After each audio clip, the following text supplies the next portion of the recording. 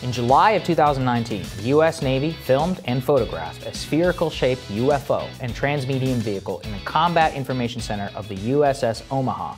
The new footage is unclassified. Still images of that footage were included in May 1st, 2020, of an unidentified aerial phenomena task force intelligence briefing, as seen there on 60 Minutes and released by Jeremy Corbell. So no wreckage was found and no craft were recovered. Investigative filmmaker Jeremy Corbell himself, he joins us now to discuss that footage. Jeremy, let's lay out exactly what this footage entails and some of the questions that arise around the behavior of the vehicle that was seen there on that radar. Yeah, so what we're seeing is a true UFO. And in fact, what's so interesting about this footage is it has now been confirmed by the Pentagon that it is actual Navy filmed footage. So you're seeing a thermal imagery. The shot was taken at 11 p.m. at night. This object appears to be transmedium. It appears to be descending into the water from the air without destruction. And in fact, there were attempts to recover wreckage or to find this vehicle under the water by a submarine, and they were unsuccessful. So really what we're seeing is astounding footage of an unidentified, a UFO that is spherical in shape and large in mass, and it is going into the water. And that's why you hear splash, splash, as it's being recorded in the command center. And you included there, Jeremy, in your information, the exact coordinates. As you said, a submarine was sent after this, no wreckage, and more. Now, we saw some immediate explanations around weather balloon and more. What do you make of some of that pushback?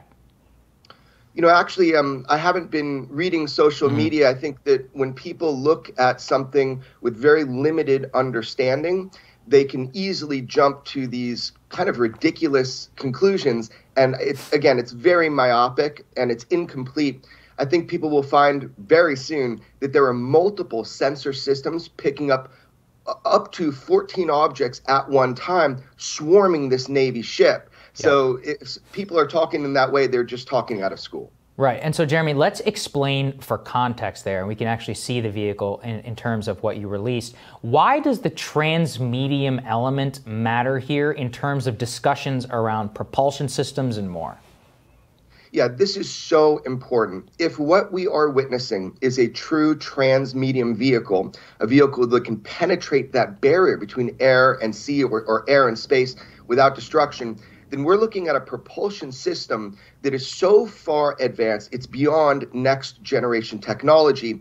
So we're probably looking at, and what it is theorized is we're looking at, is a gravitational propulsion system, a non-reactionary propulsion system. Everything we know, you push something back, and that's how you go forward. These craft, particularly things like the Tic Tac craft, they seem to be operating on a different set of rules than what we have, an advanced technology. And if that's the case, we need to know. Yeah, and Jeremy, all of this is in the context of you and I are talking the night after 60 Minutes aired a special which has brought this topic in order to wide viewership, possibly in an audience which, is hearing some of it for the first time. Do you think that this is going to spur some renewed calls in order to release some of the information, some of the unclassified information specifically that you've been referring to, you've been reporting on so much more over the last several months? And what else can we expect? Not necessarily from you, although I'd love to hear a hint of that as well, but what else can we expect of what we know that the Pentagon has but have been unable to see? Well, you can't put this back in the bottle now. And I think that's so important. As I like to say, people's curiosities have been weaponized. They're asking for answers at this point. They're no longer going to be passive consumers and observers.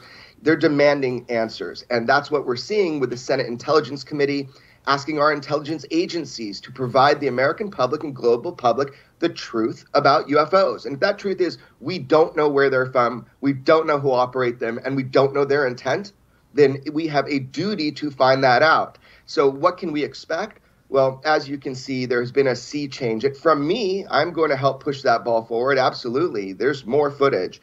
What you can expect from the global public is people are now asking the right questions. And that's the first step that we have to getting towards the truth. That's exactly right. Thank you so much for all the work that you do on this, Jeremy. We really appreciate it here. Thanks for joining us, sir.